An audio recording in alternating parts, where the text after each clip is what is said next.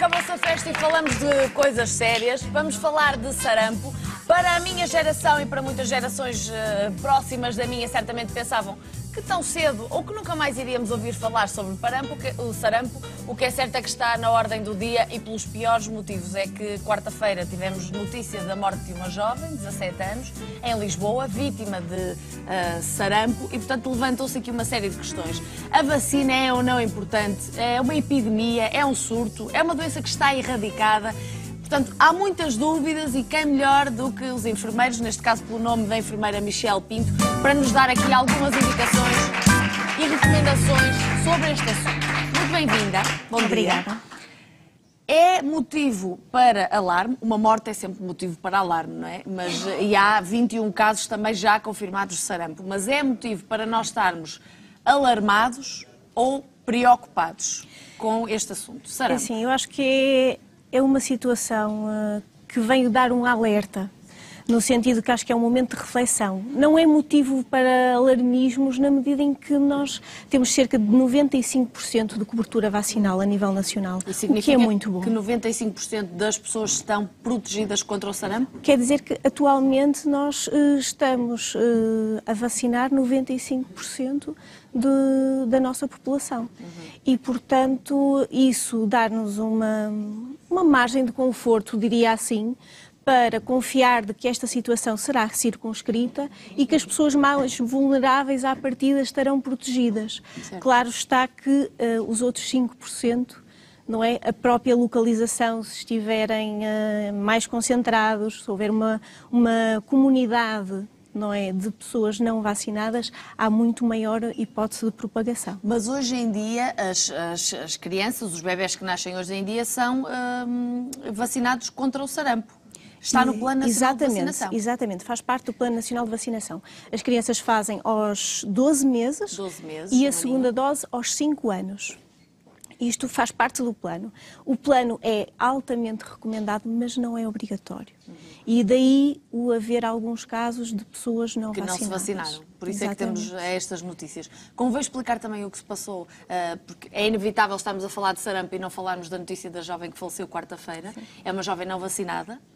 Há uma razão para ela não ser vacinada, uma razão maior que os pais alegam, porque teve um choque na... Mas pode explicar, se calhar, que é a pessoa mais indicada para o fazer. Pelo que está descrito, a jovem teve, ainda em pequenina, com 2 meses, ela fez reação a uma outra vacina, que é feita aos 2 meses, que não a do sarampo, e que foi um choque anafilático, que é uma reação grave.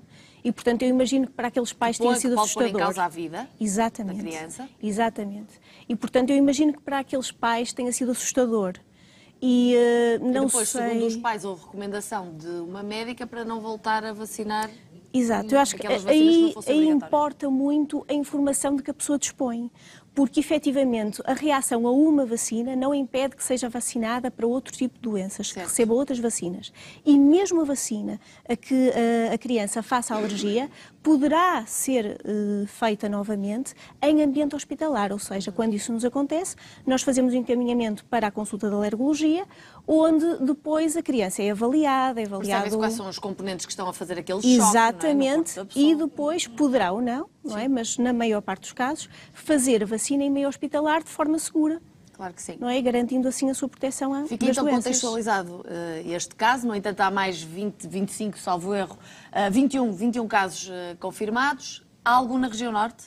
Há um caso descrito na região norte, apenas um. Porque temos de saber o que é o sarampo e como é que se propaga, como é que passa de umas pessoas para as outras. Temos de saber aí isso. É que está. Porque como já estava erradicado, muitos de nós nem sabemos o que é o sarampo. Pois, e é esta falta de memória para estes factos é que faz com que haja pessoas que não percebem a pertinência desta vacina. Certo.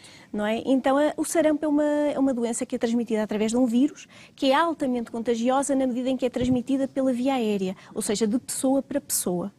Não é? Não é através de superfícies, como, por exemplo, a gripe, que nós temos que lavar as mãos. Não, é no contacto direto. Certo. Não é? E, portanto, faz com que ela se espalhe facilmente, não é? Muito bem. Depois, como se manifesta o sarampo?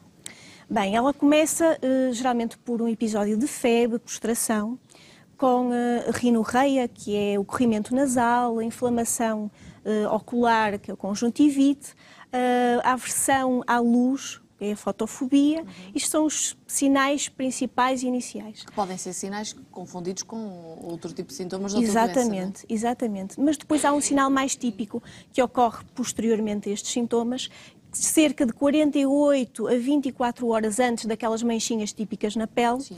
que é as manchas de Koplik, que é uns pontos brancos na face interna da bochecha, Sim. junto à zona dos molares.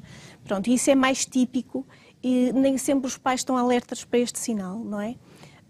Posteriormente surgem aquelas manchas que nós conhecemos, não é? Que nós chamamos exantema maculopapular, mas que se traduz naquelas manchas vermelhas na pele, que surge primeiro no rosto, depois evolui para o tronco e só depois para os membros. Claro.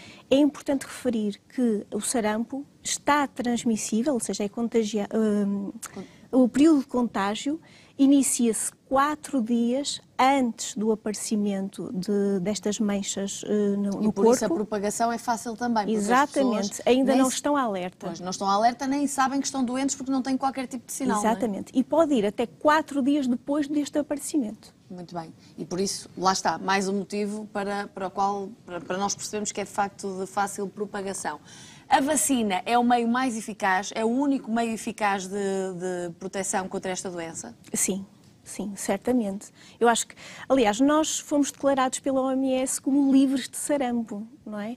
Isto foi um orgulho a nível nacional. Foi graças à vacinação, não é? Certamente conseguimos controlar os casos e ficar completamente livres do sarampo a nível nacional. Estes casos foram importados. Portanto, foram pessoas que, salvo erro, que foi uma viagem para a Venezuela que contraiu sarampo, outro que vindo da França, e portanto que trouxeram... É da Roménia, eu já ouvi falar. Pelo que está descrito, acho que é só um europeu, que creio eu que é a França, e outro que veio da Venezuela. De qualquer forma, depois propagou-se por pessoas que não estavam vacinadas. Muito bem. E acontece o surto ou epidemia, usando uma terminologia mais ou menos alarmante, não é? Exato. Mais ou menos alarmista. Exato. Agora, o que é que se pode fazer? Quem nos estiver a ver lá em casa, quem estiver vacinado pode estar 100% tranquilo, ou não pode estar? Que recomendações é que nós temos que dar aos portugueses? A vacinação não deixa de ser, é uma forma do vírus, inativa ou atenuada, que não causa a doença, mas que sensibiliza o nosso sistema imunitário a produzir anticorpos, a produzir defesas contra aquele vírus. Isso não impede que a pessoa tenha a doença, só faz com que o corpo consiga responder mais rapidamente. Muitas vezes a doença não se manifesta, mas em alguns casos só evita que chegue a situações mais complicadas. Mais dramáticas. Exatamente, claro. Como foi o caso daquela jovem que faleceu. Não é?